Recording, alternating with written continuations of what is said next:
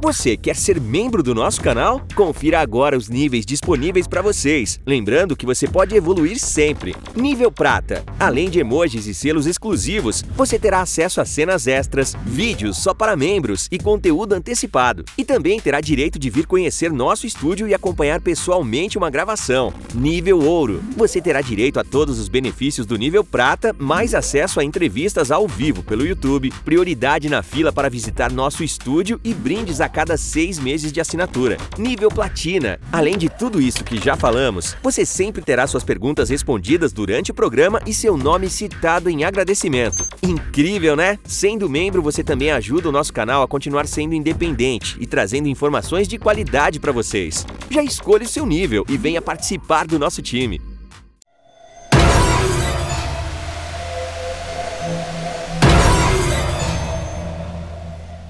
Doutor Eudi Lobo, muito obrigado, seja muito bem-vindo.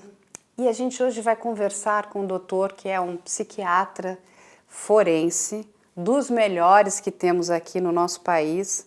Já fez muitos casos, que eu sei, mas hoje a gente vai falar sobre um assunto que eu acho que é o assunto que mais mexe com as pessoas, né? Que mais causa dúvidas, que suscita muita desinformação, que é a questão do transtorno antissocial de psicopatia, ou o famoso psicopata ou a psicopata.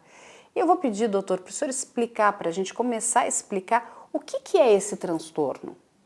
Carla, muito obrigado pela oportunidade de trazer esclarecimento para o vosso público. Então, a psicopatia ela é uma condição mental de alteração da personalidade, ou seja, o indivíduo tem um conjunto de características que se expressam de maneira muito diferente daquela que era a expectativa da família, dos vizinhos, dos colegas de escola, dos professores, ou seja, é uma deformidade, é uma alteração grave que repercute do ponto de vista comportamental com problemas graves para o próprio indivíduo e para a sociedade. É difícil, o diagnóstico é complexo, por isso que a gente não pode sair por aí dando, sabe, na primeira impressão, você já tentar fechar o caso ou dar um psicodiagnóstico, tá? Principalmente quando a gente fala em psicopatia. Pra você ter ideia, desde o século XVIII, né, os médicos que trabalhavam com medicina legal, ligados aos criminosos, às execuções, né, eles já estavam observando um comportamento alterado. Então, esse conceito, essa definição de psicopatia é muito antiga, né, desde lá o século XVIII. Então, o que acontece? Surgiu esse interesse no meio criminal, criminoso. E durante um bom tempo, esse termo psicopatia esteve ligado justamente a comportamento criminoso. E quando a gente fala desse transtorno, né, o que as pessoas também não entendem e elas, né, também ficam com muitas dúvidas, é que nem todo psicopata vai se tornar um criminoso. E aí, quando eu digo um criminoso, também não vai se tornar um homicida, correto, doutor? Perfeito. Inclusive, a minoria dos indivíduos com psicopatia expressam os seus comportamentos através de homicídio. A minoria expressa o seu comportamento através de estupros. A minoria expressa os comportamentos por atos agressivos. A maioria deles expressa em condições de espertezas, de estratégias ilícitas, de comportamentos imorais que muitas vezes não são reconhecidos como sendo de uma alteração da personalidade. Então, associar psicopatia automaticamente com crimes dolosos contra a vida, isso é um erro porque se trata de uma exceção. E existe também uma população de pessoas com psicopatia de característica menos grave e especialmente quando estão em famílias muito contidas, tanto do ponto de vista educacional, como do ponto de vista religioso, como do ponto de vista de um acompanhamento, de uma supervisão contínua, que esses sintomas não chegam a se expressar, a menos que passe a ter, por exemplo, uso e consumo de substâncias psicoativas, como o álcool e as drogas ilícitas. Por isso que eu falo muito para os meus alunos, o indivíduo, ele é muito mais do que o crime que ele cometeu. Se você quer alcançar a personalidade daquele indivíduo, chegar exatamente no que é, você não pode considerar só o crime. Da mesma maneira, o indivíduo, ele não é só a doença que ele tem. Daí, toda essa nova visão que tem, que você não pode enxergar o indivíduo, ele é um ansioso, ele é um depressivo, então aqui eu vou dar um medicamento para você, está resolvido. Não é. Até assim, intuitivamente a gente sabe disso. Com o criminoso também, porque se eu ficar só fixado no crime, então todos os crimes violentos a gente vê o tempo todo. Na mídia, inclusive, esses repórteres policiais. É um psicopata. E não é. Na maioria das vezes, não é. Tá? Por quê? Porque muitos profissionais, e o primeiro foi lá na década de 40, quando se estruturou esse nome, se chegou ao construto dentro da psicologia de psicopatia, ele estendeu para fora do meio criminoso. Ele falou assim, olha, eu vejo características, essas características que a gente elencou para classificar um psicopata, eu vejo em pessoas comuns. Eles não têm todos, mas têm muitos. Então, eu estou vendo um cara que é extremamente narcisista. Então, ele é um psicopata? Não. Eu vejo esse indivíduo que é um mentiroso patológico. Ele é um psicopata? Não. E quando a gente fala de comportamentos imorais, eu acho que isso é um tema bastante importante, né? Porque comportamento imoral não é crime. E aí eu queria que o senhor explicasse para as pessoas o que é esse comportamento imoral que o psicopata, né, ele aflora e ele vai fazer. Porque quando a gente para pensar num psicopata, e muitas pessoas colocam isso, né, eu já conversei com outros estudiosos também, e eles nos explicam o seguinte, olha, nós temos vários psicopatas ocupando cargos, né, de preeminência, que são presidentes de empresa, ou podem ser políticos, são pessoas que têm uma ascensão. E que, às vezes, para chegar naquele determinado topo ou naquele local que ele deseja, ele vai trabalhar esse comportamento que você bem colocou. Essa imoralidade, essa indecência, que inclusive é um conceito muito amplo e não necessariamente da psicopatologia, da psiquiatria forense, da psicologia jurídica, nós estamos aqui relacionando exatamente essas possibilidades do indivíduo usar meios, artifícios, estratégias que rompam, por exemplo, com a progressão natural que vários profissionais estão esperando para galgar um determinado cargo. E aí, através de mentiras, fofocas, armadilhas, negócios ilícitos, acaba por demonstrar uma competência que de fato não tem, uma habilidade que efetivamente não é real para poder adquirir, por exemplo, progressão na empresa. Da mesma forma que nas relações familiares pode acontecer, por exemplo, de ter relações múltiplas em sociedades, em famílias, onde isso não seja permitido, e também que haja nos negócios, ainda que, por exemplo, empresários, por exemplo, pessoas que trabalham com diferentes atividades econômicas, que passam a ter associações, parcerias, contatos indevidos, por exemplo, para concorrência desleal, enfim, que usam de meios que não são aqueles, digamos, convencionais, morais e aceitos. Portanto, muito mais nas progressões de trabalho, em situações específicas, em negócios e em relações familiares, se expressa a psicopatia do que em crimes dolosos contra a vida. Então a gente poderia dizer, doutor Eude, que um psicopata vai fazer de tudo para alcançar o objetivo dele? Existe, como todas as alterações mentais, Carla, os casos leves, moderados e graves. Entre aqueles graves, esta é uma tendência maior de comportamentos independente dos efeitos de sofrimento para terceiros, porque o objetivo é uma satisfação essencialmente própria e no segundo plano dos seus e não do interesse coletivo tanto social maior, como também de mais pessoas envolvidas. Então, esta é uma característica dos mais graves, alinhado com essa vossa pergunta. Existem aqueles que já são mais com características mais moderadas, que inclusive são em muito maior quantidade que os graves. Felizmente, Carla, os graves estão em menor número. Os de intensidade moderada tendem a fazer alterações, comportamentos impróprios, condenáveis, de menor intensidade. E, felizmente, a maioria dos indivíduos com psicopatia tem a sua expressão leve, que são esses que mais facilmente as forças contensoras familiares, sociais, educacionais e da justiça causam ou levam a um maior temor de serem pegos e dessa forma expressam menos esses comportamentos de obterem os seus benefícios a qualquer custo.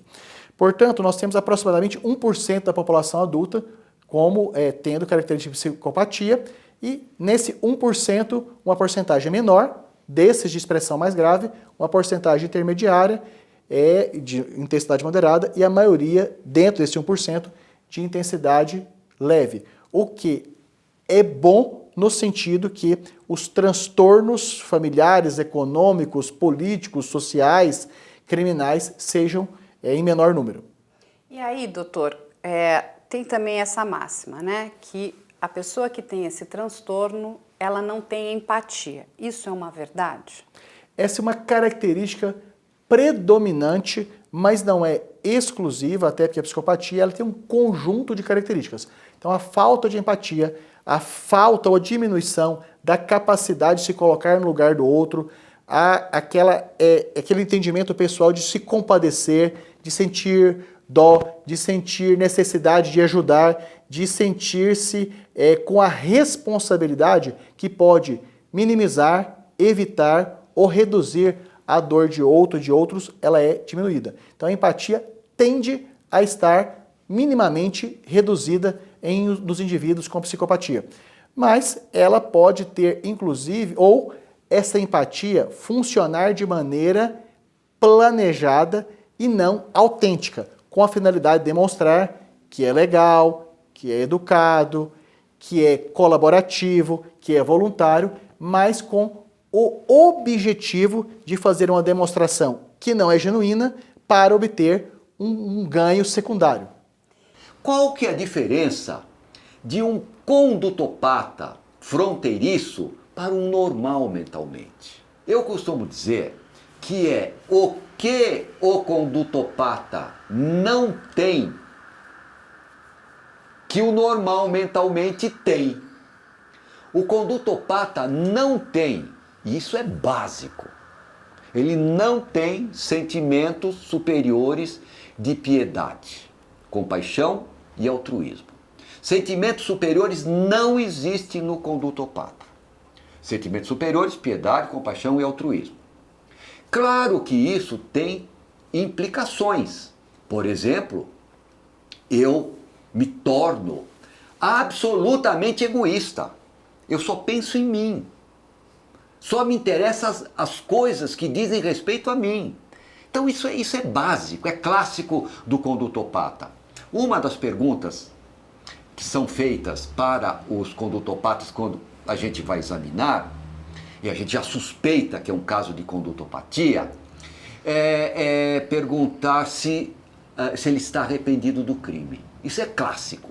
Claro que precisa esperar um certo tempo para fazer uma certa empatia, para poder penetrar no psiquismo do examinando. Então, a certo momento se pergunta, você está arrependido do que você fez? A resposta também é clássica. Claro que estou arrependido, eu estou preso.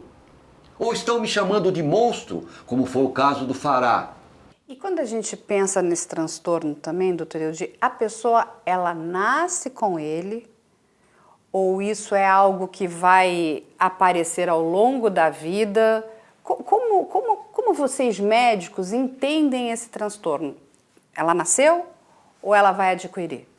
Carla, isto ainda não é muito consensual entre os pesquisadores. Existe uma linha que fala, por exemplo, que entende tecnicamente e não pessoalmente, que existe uma alteração na região suborbital, ou seja, que existe uma alteração morfológica na forma do cérebro, especialmente nessa região aqui do cérebro, na região abaixo do olho. E que esses já teriam nascido com esta alteração e que inevitavelmente evoluiria para o comportamento de psicopatia ao longo da vida. E uma característica dos indivíduos que nascem já com a predominância do fenótipo, da expressão comportamental da psicopatia, isso começa a manifestar muito cedo, Carla, que é o que se chama, e não se usa o termo psicopatia para menores de 18 anos, usa-se transtorno de conduta. Então, uma característica dos indivíduos que já nascem com viés para expressar a psicopatia são esses que muito precocemente começam a ter esses comportamentos, que são chamados, então, daqueles com transtorno de conduta.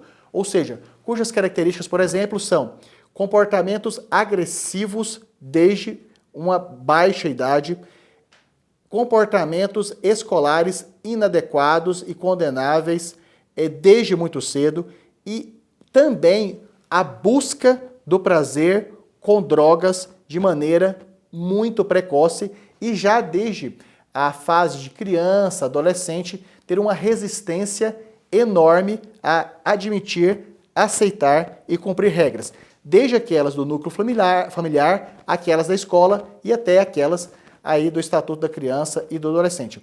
Já os indivíduos que têm essa característica de desenvolverem a psicopatia ao longo da vida são aqueles que preenchem aquele critério que geralmente se aplica para a maioria das doenças e dos sofrimentos mentais, que é das causas multifatoriais. Ou seja, que haveria então aspectos genéticos, ou seja, endógenos, de dentro, mais familiares, mais contextuais, que levariam a esse comportamento.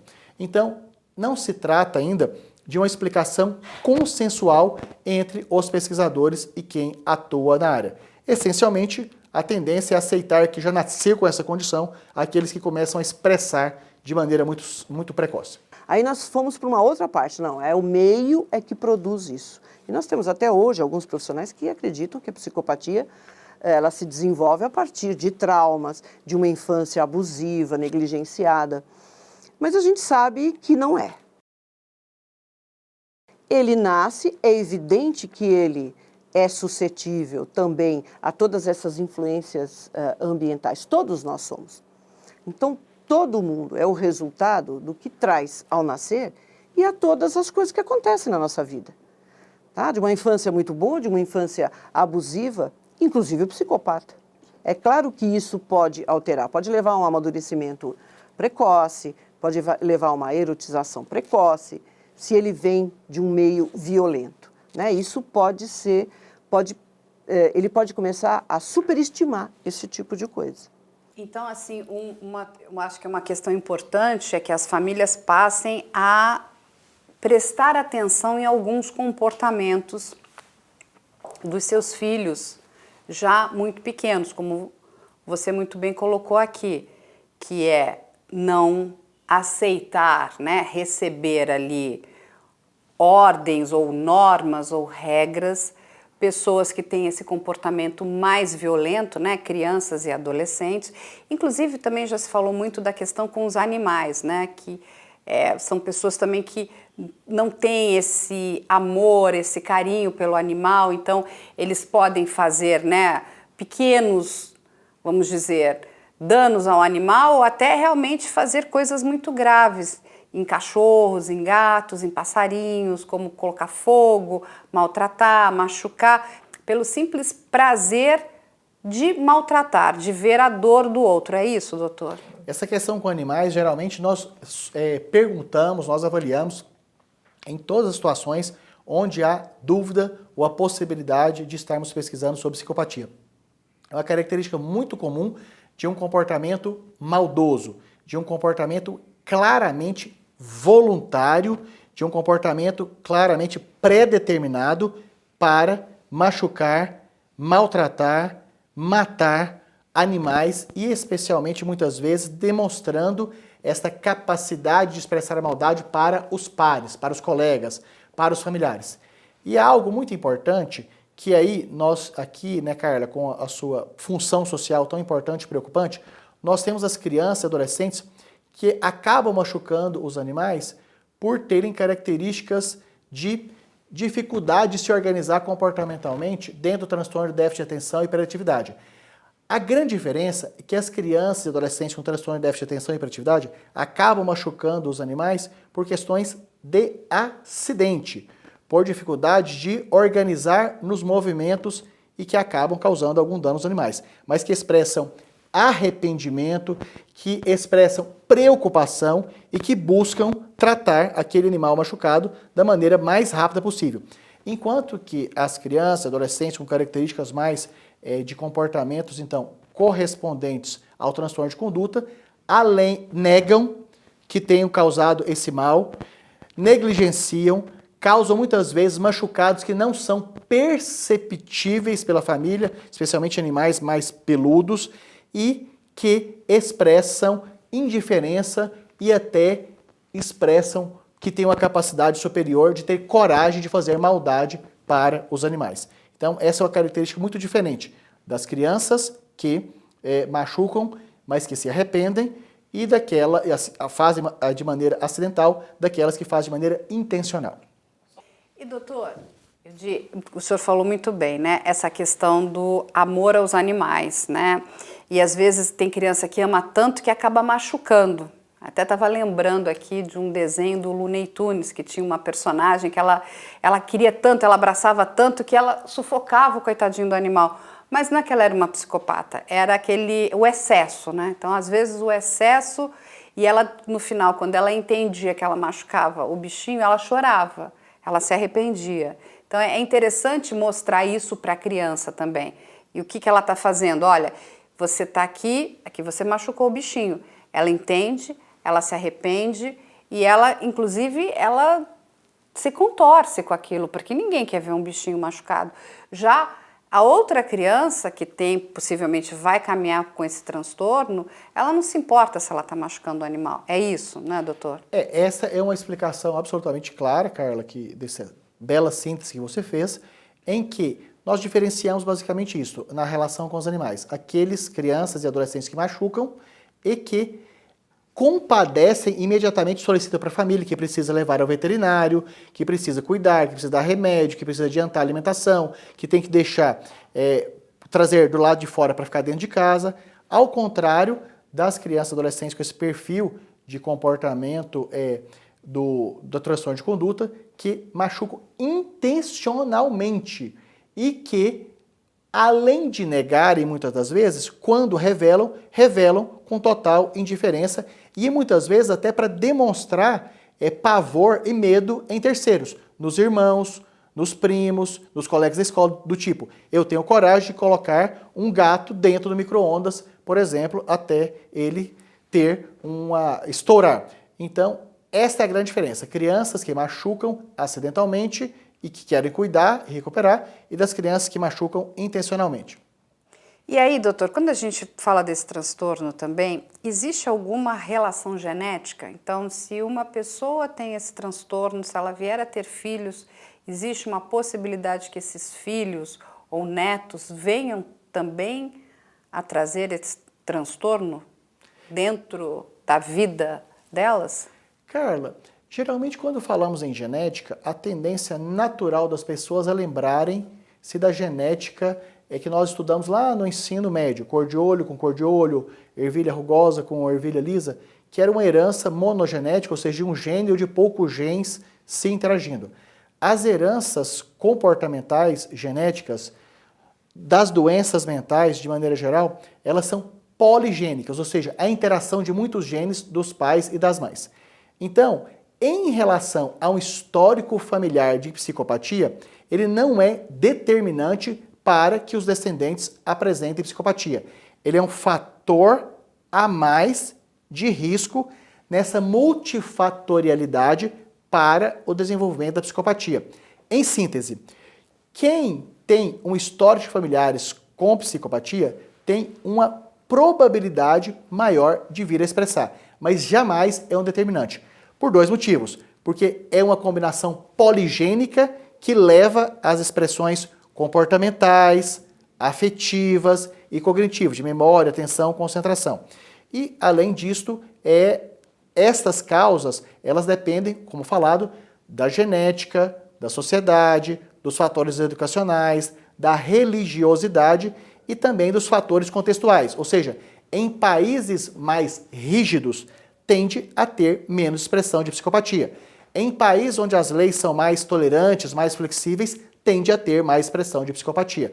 Especialmente, Carla, para os casos de intensidade e de gravidade leve e moderada. Porque geralmente os casos muito graves, eles vão se expressar independente do contexto, independente dos fatores contensores, dos fatores protetivos. E quando a gente pensa na questão do gênero, esse transtorno afeta mais homens ou mulheres? É um transtorno de predominância muito maior no gênero masculino do que no gênero feminino. Ou seja, então os homens são mais afetados. Por isso que nós encontramos mais psicopatas homens do que mulheres. Mas nós temos também psicopatas mulheres. A proporção de pessoas diagnosticadas com psicopatia ela está muito maior entre a população masculina do que a feminina.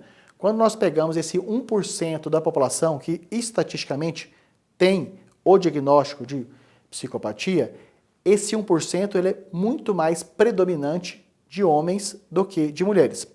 Existem alguns questionamentos sobre isso mas que não são validados de maneira consensual, que as mulheres com psicopatia teriam habilidades, inteligências, capacidades e condições muito mais, com muito mais condição de esconder, de fazer as suas práticas sem que fossem reconhecidas, sem que fossem diagnosticadas, sem que fossem questionadas sobre essa condição do que entre os homens. Há também algumas explicações que também não se consolidam, que naturalmente os profissionais de saúde observam com menos rigor as mulheres em relação à expressão da psicopatia. Então, estatisticamente, é uma predominância masculina, mas com essas observações não consolidadas em relação ao gênero feminino. E, doutor Eudi, esse transtorno tem tratamento? Essa é uma das questões mais polêmicas que se tem na nossa área. Eu sou de uma perspectiva terapêutica que esta condição é sim possível de ser tratada por alguns motivos. Primeiro, porque qualquer alteração comportamental, ainda que seja uma disfunção que o indivíduo que tem a condição não se reconheça, não se permita, não contribua com os tratamentos, eu tenho um ótimo reconhecimento da psicoterapia, ou seja, um procedimento profissional ou do psicólogo, do psiquiatra ou do profissional habilitado para fazer esta abordagem. E, Carla, se algum nível, ainda que mínimo, de reflexão, algum nível mínimo de amadurecimento, algum nível mínimo de diminuição da rudez de um indivíduo, da agressividade de um indivíduo por psicoterapia, eu entendo que se há a mínima possibilidade de aplicar uma terapêutica, ela seja feita. Uma das características comportamentais da psicopatia é a impulsividade, ou seja, de ter comportamentos de naturezas diversas, inclusive dirigidos contra si, de tentativa de suicídio, sem que tenha tido uma reflexão, sem que tenha tido uma avaliação de consequência. Então, isso é comportamento impulsivo, ou seja, uma atitude de maneira muito imediata, sem ter tido um tempo pessoal de avaliar os desfechos que aquilo colocaria no curto, médio e longo prazo. E felizmente, Carla, nós já temos o reconhecimento de medicamentos que são usados para a diminuição da impulsividade, não só da psicopatia, mas de várias condições clínicas. Uma delas, por exemplo, são os anticonvulsivantes. Então, anticonvulsivantes, sabidamente, tratam convulsão, epilepsia, obviamente, e também alguns comportamentos impulsivos. Portanto, a minha compreensão, a minha linha de raciocínio técnico, científico, terapêutico, que esses indivíduos precisam passar por terapia e, inclusive, medicamentosa. E o mais importante de tudo, Carla, dificilmente, mais perto da exceção do que da regra, Carla, os indivíduos com psicopatia apresentam comorbidade, coexistência de algum outro transtorno mental, como, por exemplo, transtorno afetivo bipolar, como, por exemplo, dependências químicas diversas, medicamentosa, álcool, drogas.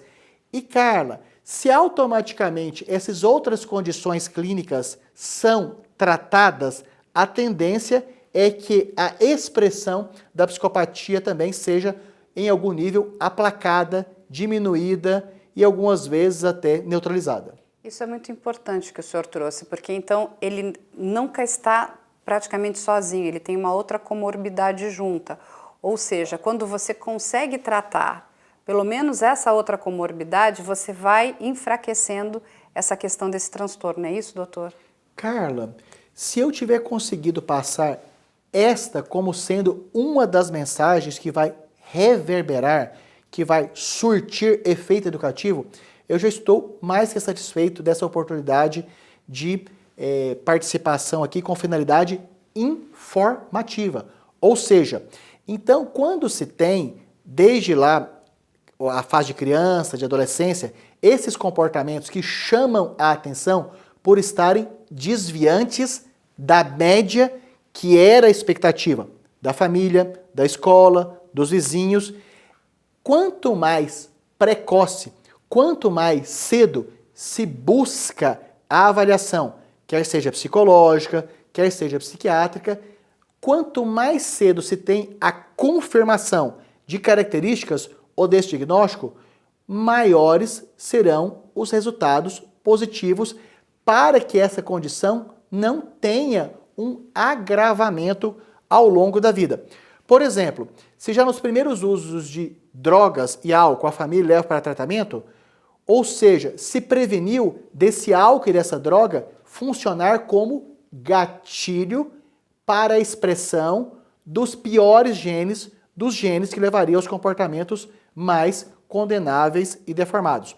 E felizmente, Carla, existe a aplicação de uma testagem na infância e adolescência chamada avaliação neuropsicológica, que é um tipo de testagem que os psicólogos especialistas fazem, que verificam já desde muito cedo memória, atenção, concentração, capacidade de empatia, capacidade de controle dos impulsos, capacidade de adequação às regras sociais e que, de maneira muito precoce, dentro desse diagnóstico, se faz tanto psicoterapia e algumas vezes o uso de medicamentos. E especialmente, como as comorbidades, felizmente, são tratáveis, elas tendo a diminuição de seus sintomas, tende a diminuir também a expressão das características da psicopatia ou do transtorno de conduta. Nascem, se desenvolvem e morrem condutopatas. Não é algo que eu adquiri na minha trajetória pela vida, ou fruto de uma vivência dolorosa que eu tive no passado, etc. Não, isso não existe. As vivências dolorosas, elas têm força para criar neuróticos, inconformados, mas não pessoas insensíveis, sem sentimentos. Eu posso ser um neurótico que estou inconformado com isso ou com aquilo por uma vivência dolorosa minha do passado, mas não que eu vou ser insensível e ficar fazendo algo nesse sentido. Pois bem, então eles nascem, normalmente é uma deformidade orgânica, muitas vezes mensurável, tecnicamente mensurável no cérebro. Eles se desenvolvem dessa forma e morrem assim. E não existe um tratamento que possa levá-los a ter aquilo que eles de fato nasceram sem. Se fosse aplicada a lei e se os operadores do direito realmente fizessem valer aquilo que ele nunca mais voltaria para o seio social. Já conhece a loja do canal Operação Policial? O único lugar onde você encontra os produtos oficiais com as marcas das nossas séries. Temos canecas, cadernos de diferentes tipos e tamanhos, canetas e muito mais. Não vai esperar para começar a sua coleção, vai? Eu acho que esse assunto suscita, de novo, muita curiosidade, mas é um grande tabu. Porque nenhuma família quer ter um psicopata, né? Porque você fica sempre pensando no psicopata que virou um serial killer, ou ele é um grande homicida. É isso que vem na cabeça das pessoas. Mas como o senhor muito bem explicou, a grande maioria não vai cometer crimes. Mas não é fácil conviver com uma pessoa que tem esse transtorno. E pelo que o senhor está explicando, quanto mais cedo a família conseguir diagnosticar algumas coisas, alguns comportamentos, ela inclusive vai estar ajudando esse indivíduo, seja ele um homem, uma mulher, mas você vai ajudar essa pessoa. E nós não podemos aniquilar as pessoas da sociedade, correto, doutora? Então, assim, elas vão conviver conosco. Então, mas nós precisamos coexistir. Né? Então, porque é aquela questão, ele não é um criminoso, ele pode ter um comportamento reprovável, ele pode fazer coisas que a grande maioria das pessoas não fará, mas se ele for tratado e se ele for diagnosticado precocemente, ele se torna uma pessoa que pode ter uma convivência melhor. É isso, doutor? É isso sim, Carla. E qual que é a nossa percepção? Porque o objetivo aqui é conciliar o conhecimento científico com os casos práticos para que as nossas informações sejam as mais aplicáveis possíveis. Existe, Carla, pelo menos nesses 22 anos de prática, duas condições muito difíceis de serem relatadas aos pais e de serem aceitas pelos pais para que possam ter as melhores condutas. Então, até um certo tempo atrás, autismo era uma condição de muito desconforto para as famílias de terem a confirmação ou do autismo ou do chamado, agora ampliado, transtorno do espectro autista.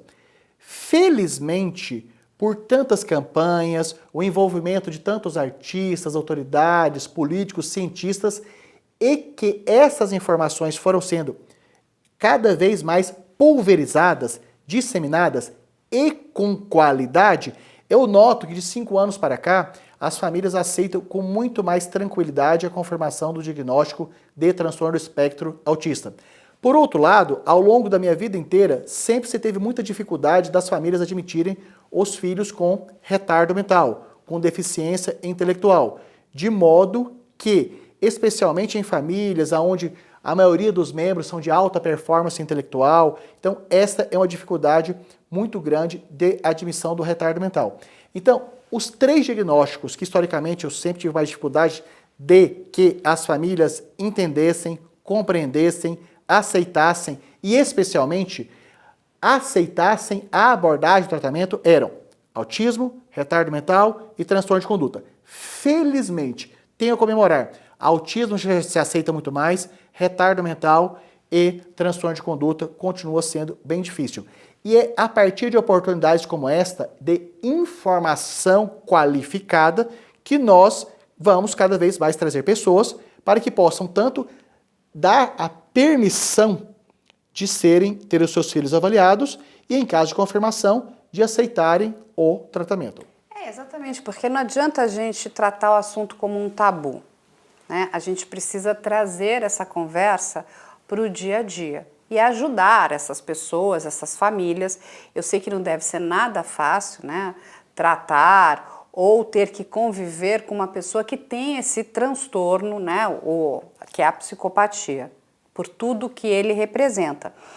Mas quando a gente entende que existe de alguma forma uma luz no fundo do túnel, a gente precisa ajudar essas pessoas. Por mais que elas não tenham empatia, mas nós somos empáticos, né? E nós não queremos, na verdade, que essa pessoa evolua para alguma coisa muito ruim ou muito negativa, que ela chegue nesse nível que o senhor colocou muito bem, que é o nível mais pesado, né? Que aí ele vai cometer crimes contra a vida. E aí, então a gente precisa fazer alguma coisa. Eu acho que é papel, não só da imprensa, mas a gente precisa trabalhar em conjunto, inclusive ajudando pais e mães que se veem nessa condição, né?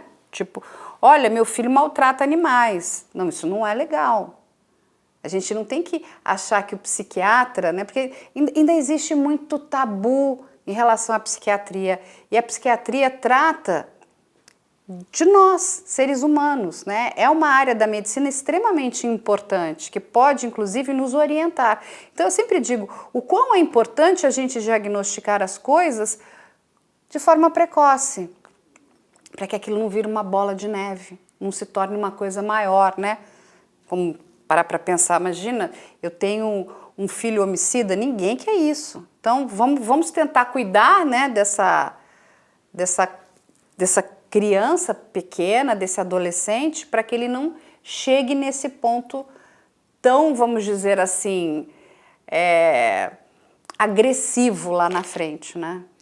Carla, e olha o tanto que é importante.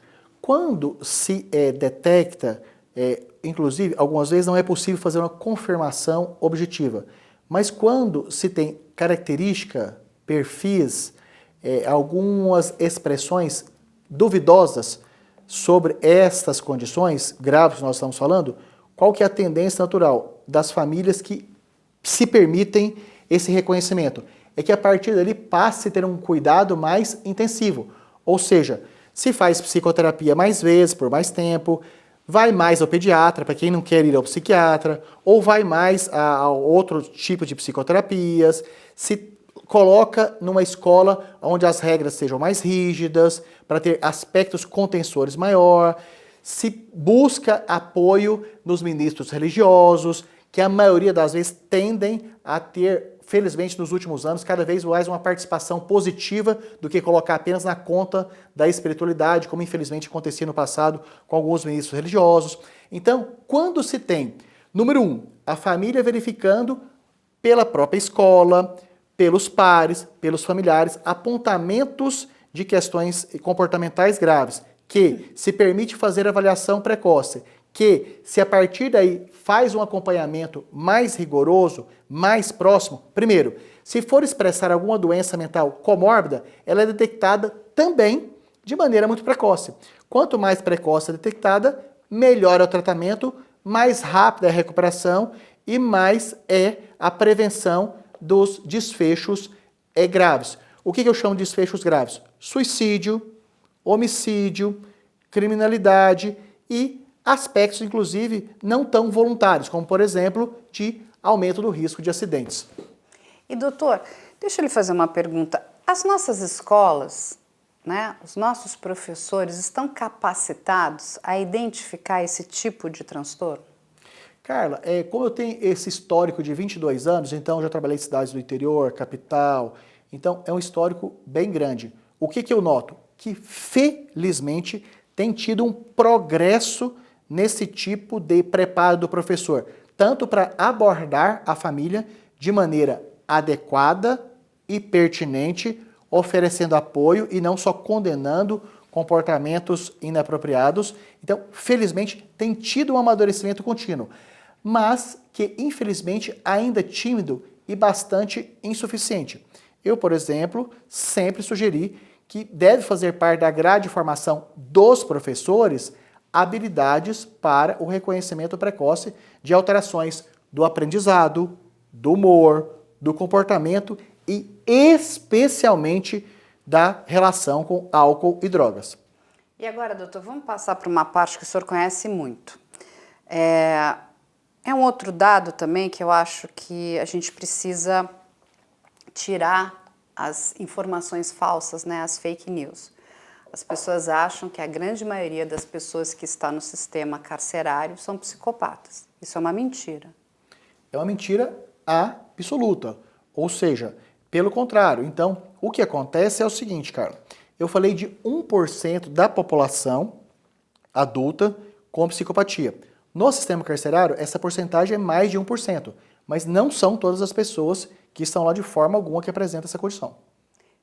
Então, a grande maioria são de pessoas que cometeram crimes ali, que estão ali dentro, mas eles não têm esse transtorno de personalidade. Então, se a gente tivesse que chegar num percentual, o senhor diria que nós teríamos quanto hoje? Variável, em torno de 30%. 30%. Em torno de 30%. Lógico que também não é uma estatística, digamos, consensual. Ou seja, 30% especialmente naquelas prisões onde tem os autores dos crimes mais graves. Ou seja, que é uma porcentagem muito maior do que da população geral. Ou seja, essa é uma porcentagem máxima. Geralmente não passa disso, mesmo nessas unidades de crimes, especialmente hediondos. E aí, doutor, quando a gente fala também de um psicopata, ele não é um inimputável, ele é um imputável, correto? Carla, essa também é uma das questões mais polêmicas que nós temos em discussão. O indivíduo com psicopatia pura, ele ela, na maioria das vezes absoluta, é totalmente imputável. Ou seja, teria, em tese, condições de entender e de se controlar diante de atos antijurídicos, contra a lei. Os indivíduos com psicopatia, que apresentam apenas psicopatia de uma intensidade leve, poderia dizer praticamente que todos são imputáveis, têm culpa plena daquilo que cometem. Os de intensidade moderada também. Os de intensidade grave, Carla, existe uma porcentagem deles de uma incapacidade muito grande de controlar os seus impulsos, os seus comportamentos sem planejamento.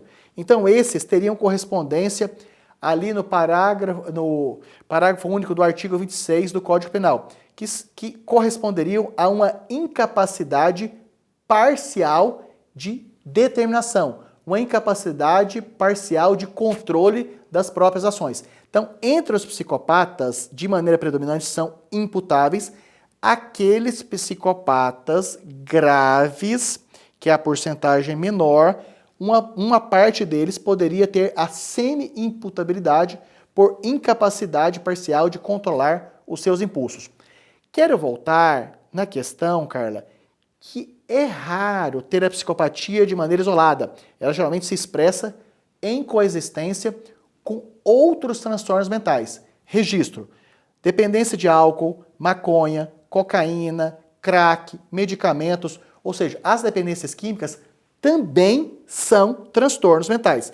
E quando se associa psicopatia mais um transtorno mental, aumenta-se a possibilidade de se discutir a semi-imputabilidade ou até a inimputabilidade. Por isso que então alguns, inclusive, eles não estão no sistema carcerário comum, eles estão naquele outro sistema que é...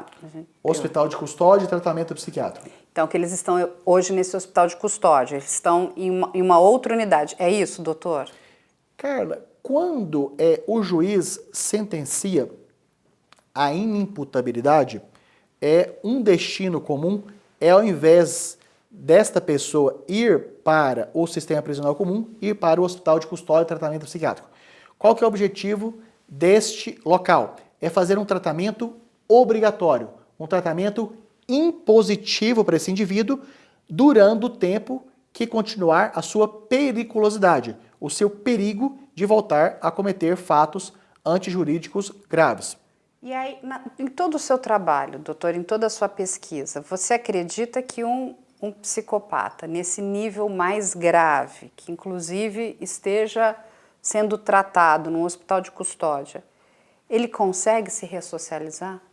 Existe uma porcentagem sim, Carla, especialmente aqueles que recebem um tratamento contínuo, rigoroso, e se observa um fato externo ao indivíduo. O sucesso, o melhor resultado, Carla, dos tratamentos psiquiátricos, e aqui eu incluo todos, e dentro desse todos, nós estamos discutindo psicopatia e psicopatia com comorbidades. Quando esse indivíduo com psicopatia e comorbidades tem o suporte familiar contínuo, apesar do sofrimento, apesar do desgaste, apesar dos custos de toda natureza, financeira, emocional, social, de se estar acompanhando o familiar, o resultado tende a ser melhor.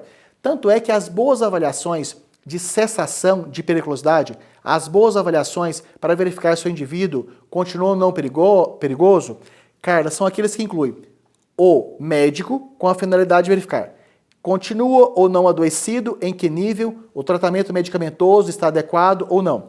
Número 2, a avaliação psicológica para verificar o quanto que esses sintomas ainda estão presentes, especialmente da impulsividade. Carla, importantíssimo. Nesse tripé, a avaliação psicossocial, a avaliação social, a avaliação da assistente social.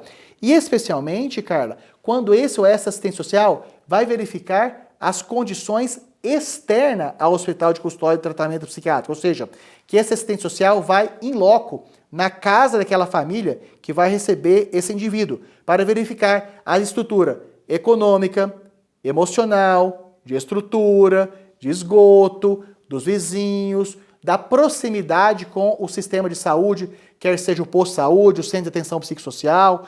Então, Carla, as avaliações que são as mais seguras são aquelas que envolvem os aspectos biológico, do médico, tem ou não a doença, em que nível, qual remédio, psíquico, dos aspectos comportamentais, de planejamento de futuro do psicólogo e dos resultados das psicoterapias que recebeu.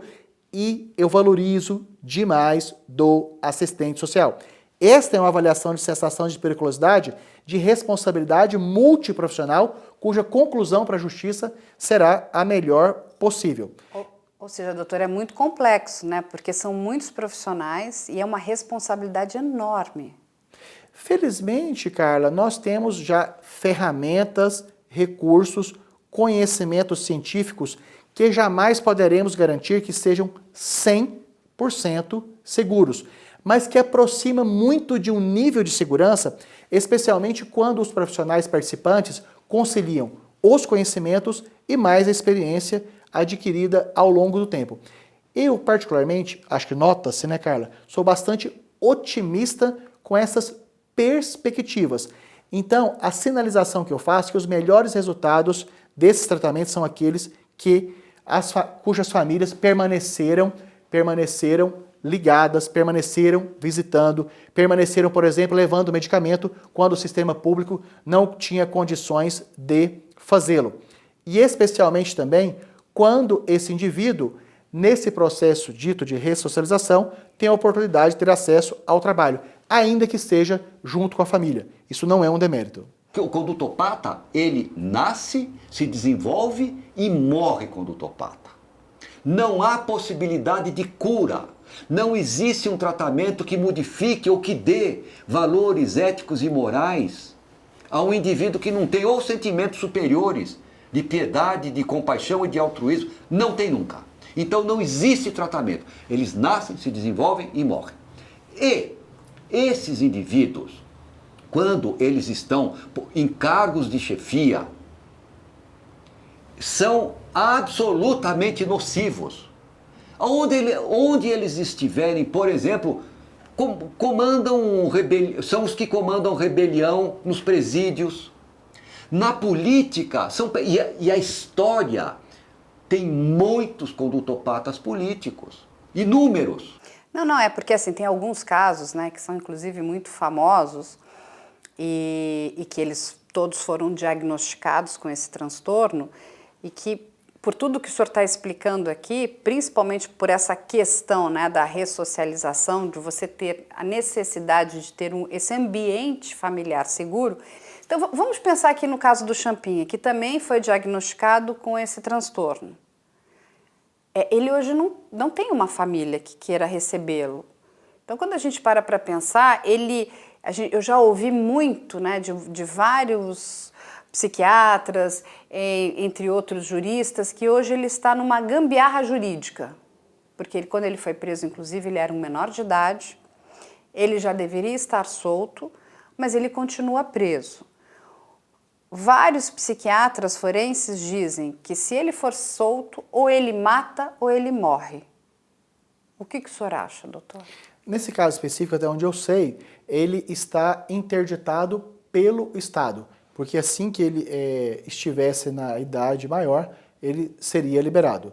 Então, eu não acompanhei as avaliações de cessação de periculosidade dele e nem sei se essa terminologia se aplicaria a ele. Agora, os aspectos que seriam ou devem ser avaliados na possibilidade de ressocialização dele incluem esses. Primeiro, estar tratado das suas condições psíquicas, tanto por psicoterapia como por medicamento, e além de tratado, estabilizado. Segundo, ter uma estrutura familiar para recebê-lo. Terceiro, ter a possibilidade de estudar e trabalhar.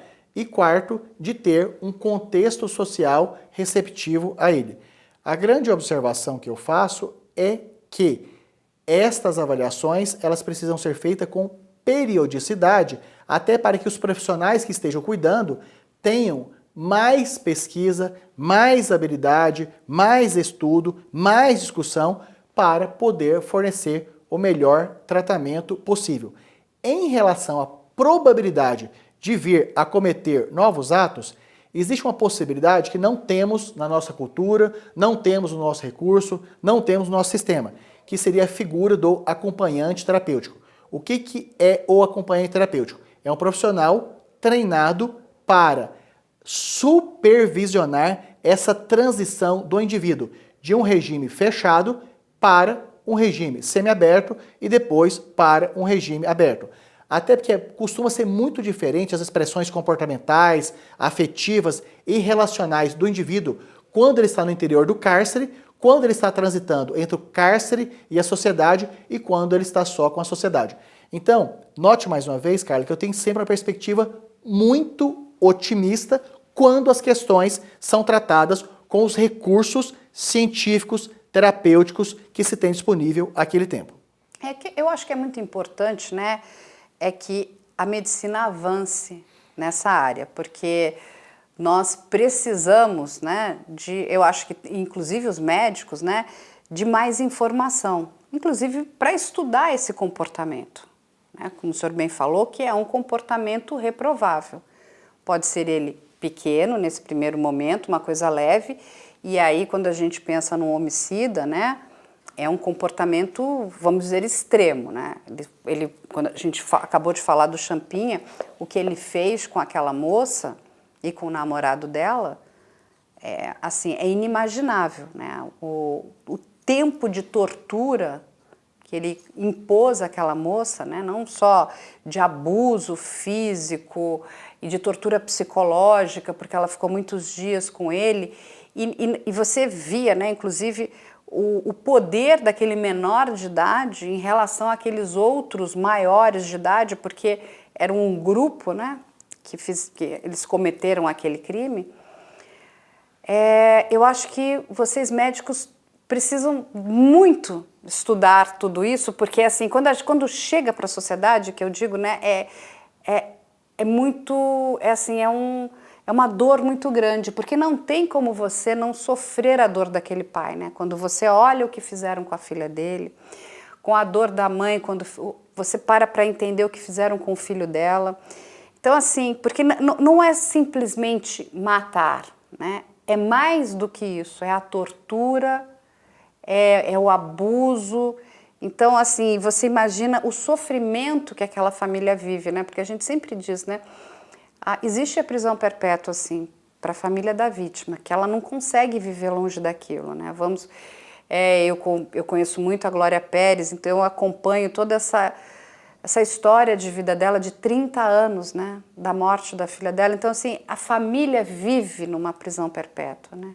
Imaginando o que o meu filho não passou, o que a minha filha não passou, o que o meu pai não passou. É uma dor horrível, é muito difícil. E é muito difícil para a sociedade entender, mas essa pessoa é recuperável depois de ter feito tudo que fez, né? Porque não é que ela deu um tiro numa outra, sei lá, entrou numa briga, uma coisa idiota, não. É muito mais severo, é muito mais perturbador, eu acho que essa é a palavra que eu queria usar. E por isso que eu acho que é tão importante a gente falar, entender, explicar para as pessoas, e as pessoas entenderem também que, como o senhor falou, é tudo muito novo ainda, né? A gente está falando de 50 anos de estudo, é muito pouco. Quando a gente para pensar no resto da medicina, tem um campo aí que ainda precisa ser explorado, precisa ser estudado, para que vocês encontrem mecanismos de ajudar essa pessoa desde aquele momento mais leve e de proteger a sociedade para essa pessoa que tem esse transtorno mais agravado, porque a gente precisa proteger a sociedade, correto, doutor? Perfeito. Dois aspectos muito importantes. Um em relação à evolução dos tratamentos que, infelizmente, ainda estão muito insuficientes, mas, felizmente, já evoluíram bastante. Uma evolução que eu sempre gosto de falar, Carla. Uma porcentagem das pessoas com adoecimentos mentais diversos tem como característica do adoecimento não se reconhecer doente. Logo, tem como consequência, geralmente, se não reconhece doente, não aceita o tratamento medicamentoso via oral, tomar medicamento 2, 3 vezes por dia. Nisto, felizmente, se tem uma evolução muito grande e ainda não completa, que é dos medicamentos ditos injetáveis, de depósito, O que é o medicamento de depósito? É uma injeção que faz o efeito por uma semana. Já temos tratamento de uma injeção que faz o efeito do tratamento por 15 dias e até um mês, e alguns em pesquisa até para mais tempo, embora o custo seja muito alto, isso limita o uso. E a outra questão é que antes tínhamos no ordenamento jurídico brasileiro o exame criminológico. O que era o exame criminológico? Quando o indivíduo apenado, recluso, cumprindo pena em regime integral, ele chegava-se o momento da possibilidade jurídica de ele ir para um sistema menos restritivo, por exemplo, semiaberto para o aberto, se tinha a avaliação também tripla, do médico, do psicólogo e do assistente social. Então, o exame criminológico, e aqui não é nenhum lobby, mas de fato uma perspectiva muito positiva, que isto era um elemento técnico dos profissionais de saúde do serviço social, exatamente para verificar doença ou não, planejamento de vida e a estrutura externa, o quanto estava adequada para receber, se estivesse ok, se não estivesse, ter um tempo de prepará-la. O exame criminológico atualmente ele é opcional, então o juiz que vai escolher se tem ou não. Eu entendo que esta é uma falta importante que se faz para o sistema penal, no sentido de ter mudanças de regime de maneira mais segura tecnicamente. Não que esse fosse um fator definidor do sucesso da saída e das ressocializações, mas como sendo um aspecto muito importante. Doutor Eudi, muito obrigado. O senhor explicou muito bem a questão do psicopata, desse transtorno. E ele vai voltar muitas outras vezes, porque ele vai explicar para a gente outros transtornos, né? Inclusive outras questões aí realmente de doenças mentais sérias, como a esquizofrenia, né? Que aí realmente o que é um surto, quando é que uma pessoa entra em surto, qual é o tempo prolongado do surto. Eu vou ter que chamar o senhor para voltar aqui muitas vezes. O senhor volta? Muito obrigado, Carla, pelo carinho, pela receptividade, uma equipe maravilhosa, parabéns. E assim, eu como cursei a Universidade Federal, tenho um compromisso com a sociedade de retribuir de alguma forma. E a principal maneira que eu tenho de viabilizar isto de maneira coletiva é trazendo informação qualificada. E muito obrigado por me dar essa oportunidade. Muito obrigada, doutor Eudi, foi ótimo.